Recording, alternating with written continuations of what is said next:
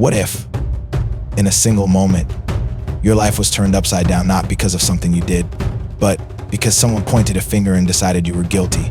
Imagine being just a boy standing in a courtroom, surrounded by strangers accused of a crime you didn't commit. Imagine the weight of that fear, the humiliation of having no one believe you. Now imagine the person accusing you isn't just anyone, it's a police officer, someone the world trusts to protect and serve. This is the story of a brave young boy who stood his ground when everything and everyone seemed against him. A story of courage, resilience, and the undeniable power of truth. What unfolded in that courtroom will leave you breathless. It all began on an ordinary evening in a quiet suburban neighborhood. A police officer was driving home after a long, exhausting shift as he cruised down a sleepy street. A loud crack shattered the stillness. A rock had struck his windshield, splintering it. Enraged, the officer slammed on the brakes and leapt out of his car. He scanned the street, his eyes falling on a young boy just 13 years old playing soccer with his friends. Without hesitation, the officer stormed toward him, his face a mask of fury. "Did you just throw that rock in my car?" he barked. The boy froze. Confusion, shock, and fear flashed across his face. "No, sir, I didn't do anything," he stammered, his voice trembling. But the officer wouldn't listen. "Don't lie to me," he shouted, grabbing the boy's arm with a crushing grip. "I saw you. You're coming with me." Hearing the commotion, the boy's parents rushed out of the house. His mother, tears already spilling down her cheeks, pleaded with the officer. He was playing soccer.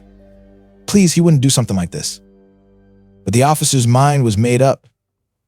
He called for backup, and right there in front of his friends, neighbors, and his sobbing family, the boy was arrested. Days later, that same boy stood in a packed courtroom, his small frame dwarfed by the enormity of the moment. The officer sat on the witness stand, confident and composed, as he recounted his version of the story. "Your Honor," the officer declared, "I saw him throw the rock with my own eyes." The boy's parents sat behind him, clutching each other's hands, their faces pale and full of anguish. They believed in their son with all their hearts, but who would the judge believe? A young boy, or a trusted officer of the law? And then, the boy did something extraordinary. With trembling hands, he stood up. His voice, though small, carried the weight of his innocence and determination. "Your Honor," he said, looking directly at the judge, "I didn't throw the rock. I can prove it." The courtroom fell silent. All eyes turned to the boy as he reached into a folder and pulled out a single sheet of paper. It was a kecked image from a nearby house, captured at the exact moment the rock had been thrown. In the grainy black and white footage, the truth was revealed. The culprit wasn't the boy at all. It was a teenager on a bike, caught in the act, hurling the rock before speeding away into the night. The judge examined the evidence, his expression hardening as the truth sank in. He turned to the officer, his voice cutting through the tension like a blade. "Officer, how do you explain this?" The officer's confidence crumbled. His face turned pale and he stammered, unable to form a coherent response. The truth had shattered his accusations, and the weight of his actions hung heavy in the air. Tears streamed down the mother's face as she threw her arms around her son. His father held them both tightly, his voice breaking as he whispered, "You did it, son. You proved them wrong."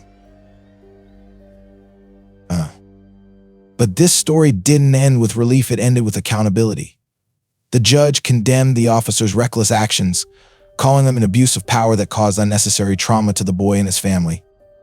The officer was charged with misconduct, and the family filed a $10 million lawsuit for defamation and emotional distress.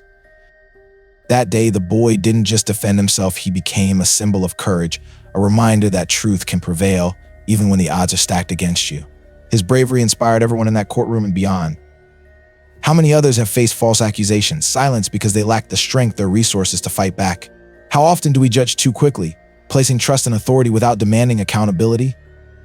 The next time you hear someone accused, stop and ask yourself, do we seek the truth, or do we accept what's easiest to believe? If you've made it this far, let us know where you're watching from and drop it in the comments to show that you stand for truth. Don't forget to like, share, and subscribe to join us in bringing stories like this to light. Together, we can demand justice one voice at a time.